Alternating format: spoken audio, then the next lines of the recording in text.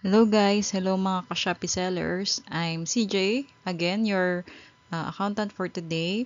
So ang discuss ko naman ngayon is 1701Q, third quarter, graduated itemized, pero for sellers natin na registered between July 1 and September 30.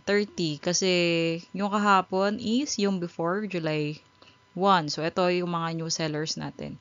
So, disclaimer, accountant is not all no basis. Sometimes you tend to forget and miss something. If so, let me know in the comments.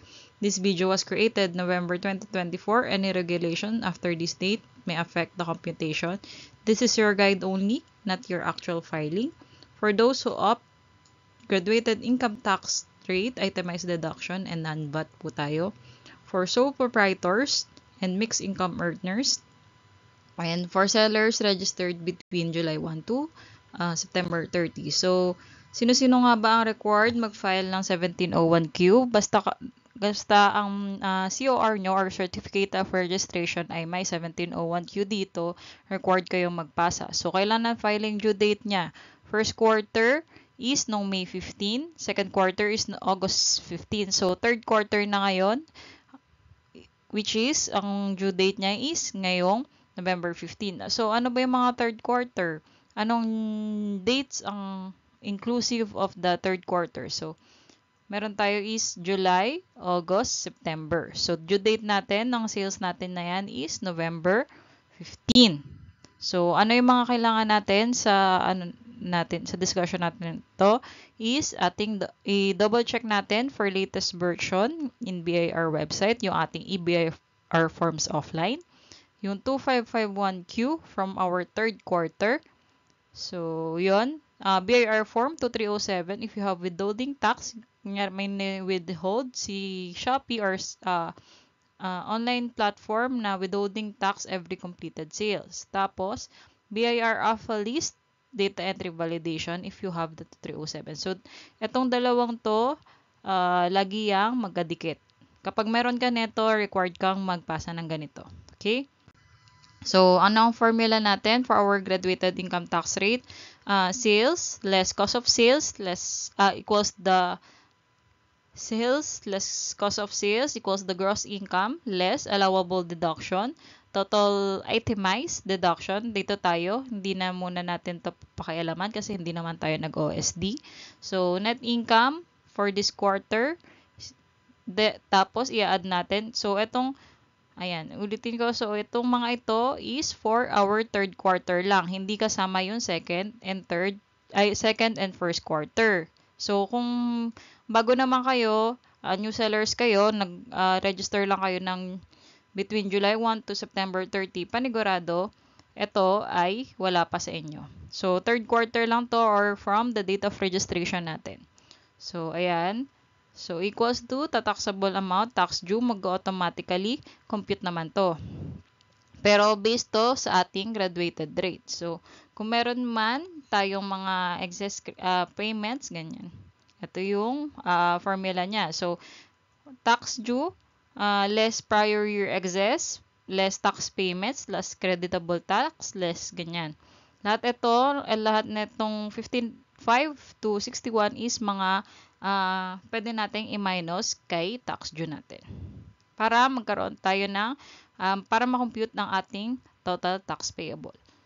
So, ayan. So, ano ba yung graduated tax rate? Si graduated tax rate ay ito. Kung 250, meron siyang applicable kasi na year 2022 and below.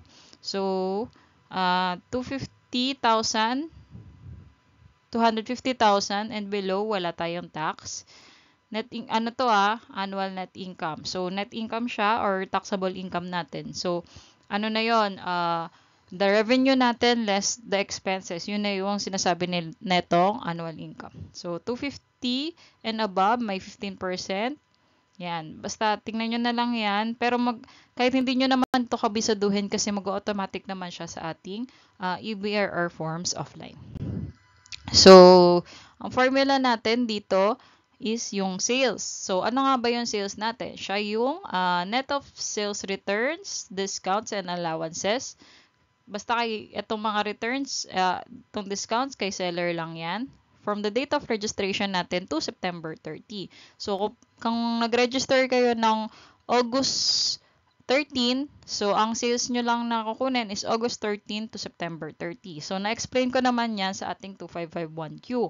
So, kailangan nyo kasing kunin din yung 2551Q third quarter natin kasi dapat same siya sa ating 1701Q third quarter na sales. Okay? So, ayan. Hindi na natin masyadong i-discuss yung sales kasi na-discuss na siya sa 2551Q. Kung nakapagpasa na kayo nun, okay ka na sa sales. So, ayan. Ito ang sample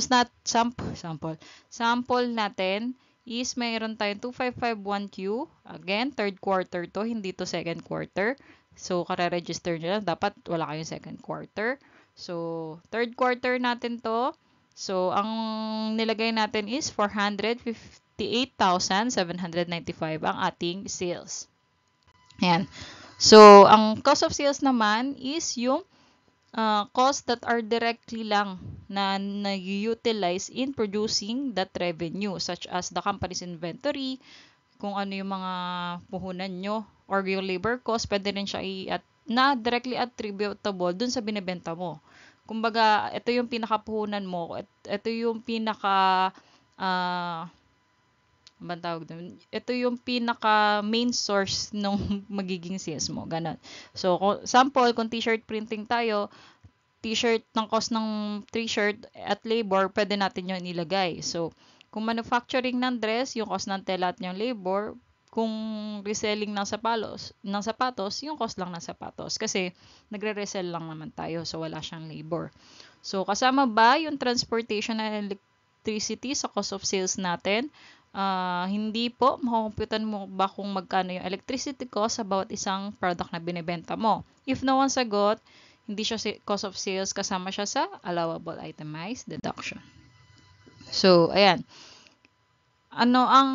So, alam na natin to. Ito yung directly or yung puhunan natin mismo sa mismong produkto. Ano naman tong other allowable itemized deduction? Kasi kung ito yung pinakapuhunan lang, kasi meron pa tayong, syempre magagastos pa tayo sa ads, magagastos pa tayo sa communication, sa internet, sa ilaw, tubig, ganyan. Tapos kung nagpapa-janitor kayo, pwede yang ilagay dyan. Tapos mga office supplies natin. Yan, kung nagre-renta kayo, yan. Kung nagre-renta kayo para sa sarili nating, kung nagre-renta tayo sa ating factory or sa ating production, ganyan. So, yan. Ito yung mga sample lang na expenses na pwede nating i-less or i-deduct pa sa ating isama sa mga allowable deduction. So, petty expenses should be noted in cash voucher kahit walang resibo. Kasi, kunyari, transportation ka,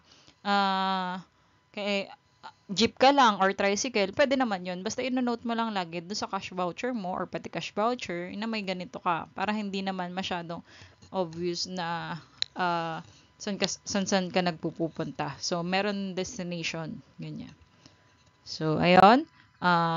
Ito naman, non-operating income, other income natin na not registered as business. So, primarily, minsan, ang natin yan, shipping fee, commissions, tapos kung may iba pa tayo, other na hindi directly natin na nakaregister sa ating business. Ayan. So, ayan po. Ito yung ating magiging formula. No? So, doon na tayo sa ating tax payment. So, si tax payment, ito siya. So, ito, wala ka niyan kasi kare-register mo lang. Ito, dapat wala ka kasi kare-register mo lang. Ito din, wala pa naman binibigay sa Shopee Last Link and kare-register mo lang. So, dapat wala pa yan. So, X tong tatlo kasi kaka-register mo lang. So, ito lang meron ka kung nagbigay sa'yo si Shopee or si online platform. Kasi kung wala kang ganito, ibig sabihin nagpasa ka ng sworn statement, BMBE ka or exempt ka from tax. So, hindi lahat merong 2307 kasi yung iba nagpasa ng sworn statement. So, ayun. Kung meron kang isa lang na 2307, you can refer to that 2307 para ilagay dito. Kasi isa lang naman. Pero kailangan mo pa ding mag-submit sa South. Yan. So, kung multiple yung 2307 mo naman, kunyari may Lazada, Shopee, pwede kang mag-refer dun sa total tax withheld nung sa South mo. Okay? So, ano yung South? Meron ako separate video, so mapapaliwanag ko din mamaya. So, ganyan. So, ito na yung sample natin. Ito yung 2551Q, third quarter natin, no? Ito, ina-explain ko naman yan kanina. So, ito siya, 458,795. Ito yung kunyaring sales natin ng ating third quarter. So, cost of sales, sample lang yan. Kung ano yung record mo, yun na ilagay mo. So, ito Shopee charges, meron yan, mga tax invoice si Shopee. So, ito, kunyari, ang utilities mo, utilities is water, water and electricity. So, ayan. Internet is, kunyari, 1.5 per month. So, ito is for 3 months kasi yun ay quarterly tayo nag-ano. So, itong percentage tax naman, ito yan.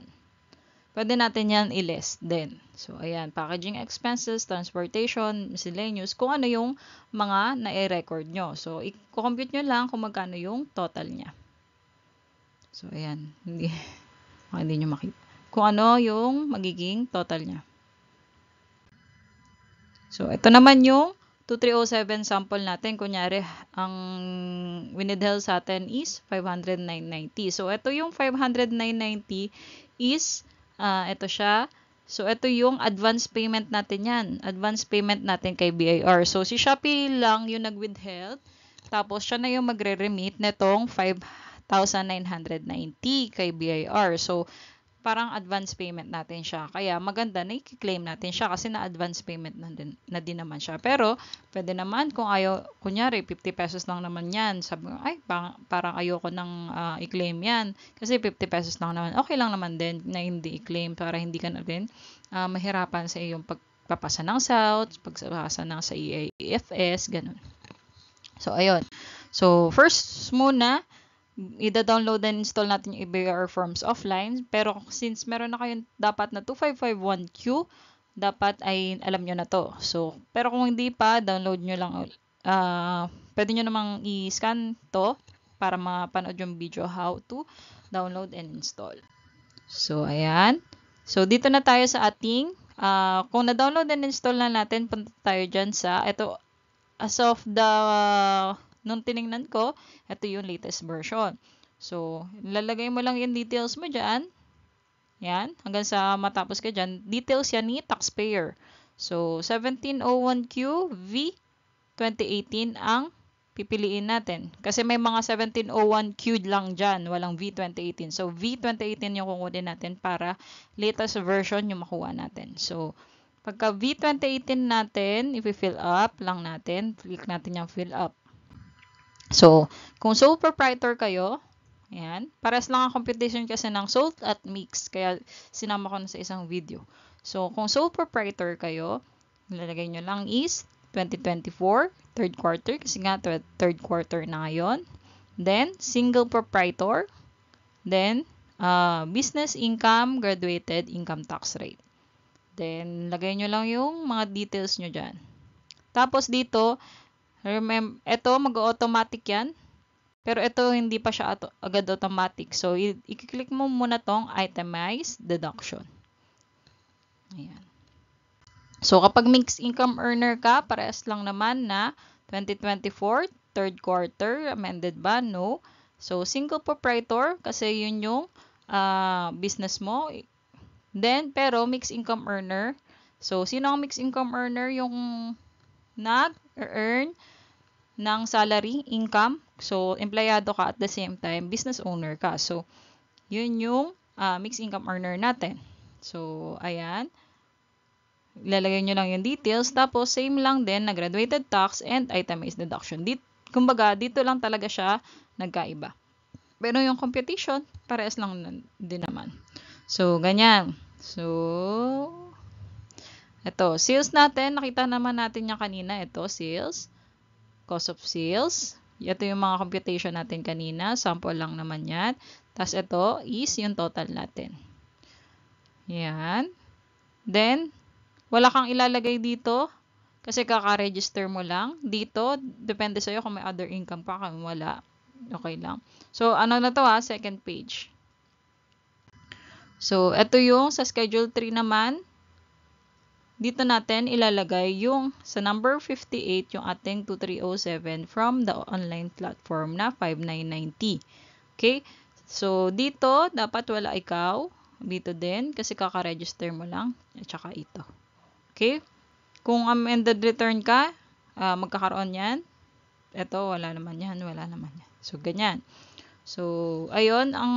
Dahil nga, ang income tax natin ay 0. Kasi nga, ito ay below pa siya ng 250. So, 0 pa ang ating tax. So, kung 0 pa ang ating tax, ayan, 0. Kaya, parang nag-advance payment tayo kay BIR or overpayment tayo. Kung overpayment tayo kay BIR, wala na tayong babayaran. Okay? So, ayan. Kung, yan. Hindi ko nasama yung ating submit. Basta, ayan. So, i-click mo yung, ito na yung ulit yung page 1. Kiklik tayo na validate to check if the form is ready to be submitted and no missing details from the form. Hindi siya magva-validate kung may missing details o may ibang misstatement pa dun sa ating form. So, i-edit natin. Kung after validation, kung meron pa tayong gustong i-edit, save, para lang save natin yung file na ibabalikan pa natin. Print, kung gusto mo nang i-print, then submit final copy to online submit a form. Kung hindi ka nagpa-final submit copy, hindi pa siya considered as submitted. So, kailangan mo mag-final submit copy. So, laging double check yung details ng form before clicking the final copy or submit final copy. Once you submitted kasi, you cannot edit the file. So, ayan na. Tapos ka na dun sa ating EBRR forms. So, makaka-receive ka ng confirmation. Kunyari, kay BIR. Minsan tumatagal to, minsan hindi, minsan agad-agad. So, be patient lang. So, if payment through bank, kung sakaling may payment, dadalhin mo tong mga to, 1701Q, 2307, yung South na Excel printed file, tsaka itong tax receipts confirmation. So, meron pa tayong gagawin. Yung South nga, yung mga 2307 natin, kailangan natin siya i-encode sa ating alpha list data entry. Or, paano natin yun gagawin? So, panoorin nyo na lang kasi medyo, ito yung download and install the alpha list data entry. Tapos, during or after ng BIRA submission, pero ako, ginagawa ko during kasi nga, baka mamali ako. So, I need to double check nung South tsaka yung aking EBIR forms offline para parehas yung ating 2307. So, create natin yung South file, secure the encrypted file. So, paano siya? Maran ulit akong ginawa kasi medyo mahaba din talaga siya. Kaya 18 minutes siya dun sa ginawa ko. Kaya, alangan pa ulit-ulit kung i-detail yung South. Kaya, ginanito ko na lang. Kasi iba't iba eh. So, ayan. So, after securing natin yung encrypted file, kasi dun sa tutorial ko na yon nag-end ako dun sa encrypted file kung saan makukuha.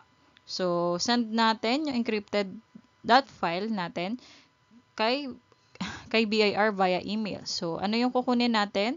So, ito, yung latest version.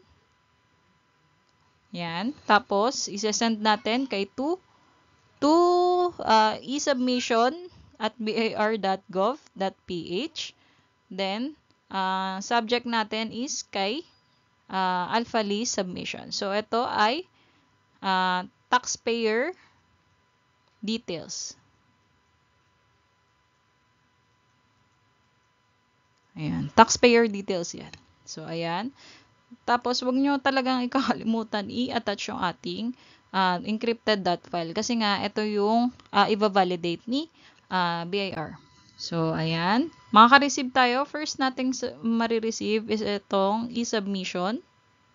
First natin yung marireceive. Pero hindi pa yan yung final na email na marireceive natin kasi meron pang itong e-submission validation report. So, dyan malalaman kung may valid file or invalid file ka. So, ayan. Due na ang submission natin ng alpha list 15 days after na 1701Q. So, ayan. Steps natin in filing para hindi tayo malito uli. Fill in the form na 1701Q 2018 V 2018 in EBIR forms offline.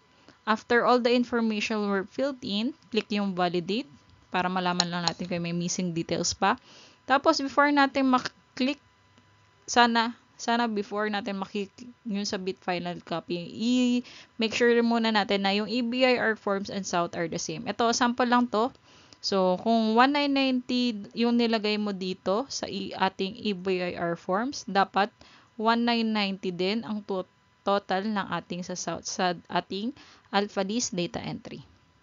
So, after all the information in the BIR forms are double check, pwede na natin siyang submit final copy. Tapos, send natin yung email kay ebir.gov.ph. Attach natin yung encrypted file.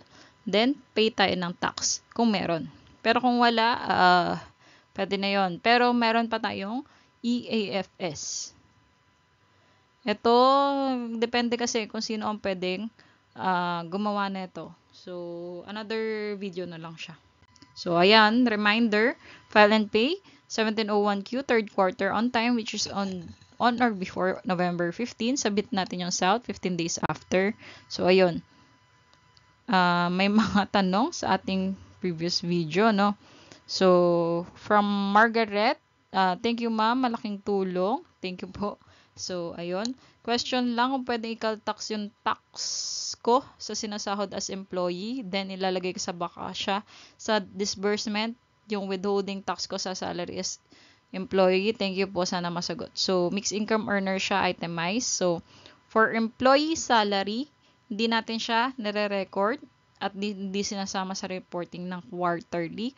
So, hindi natin nilalagay. Pang business lang talaga yung ating quarterly. Bale, sa annual income tax natin siya nilalagay. Pwede ilas yung nabawas na tax sa salary natin. So, we'll make another video for the annual ITR, lalo na pag mixed income earner. Kasi, iba't iba yung form na kailangan natin sa annual filing. So, from at fight scene, good PM, ma'am, paano po ang filing ng 2 stores sa Shopee? Add lang ba yung total? O 2 times ang submission or filing? So, if same yung TIN natin, yung TIN ng Shopee or tax identification number, kapag same, i-add na lang yung dalawa sa isang return. If 2 TIN, separate yung filing. Unless branch yung isang filing din kung branch tayo.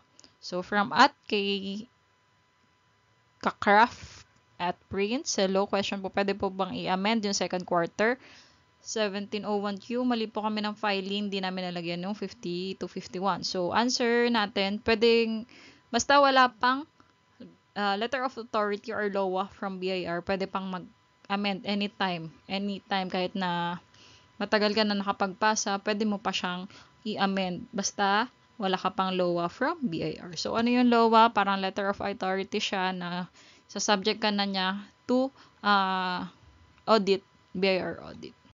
So, ayun. Kung wala ka pang assessment noon, pwede ka pang mag-amend na mag-amend. So, ayun. Thank you. Kung nakatulong po ako, please like, share, and subscribe.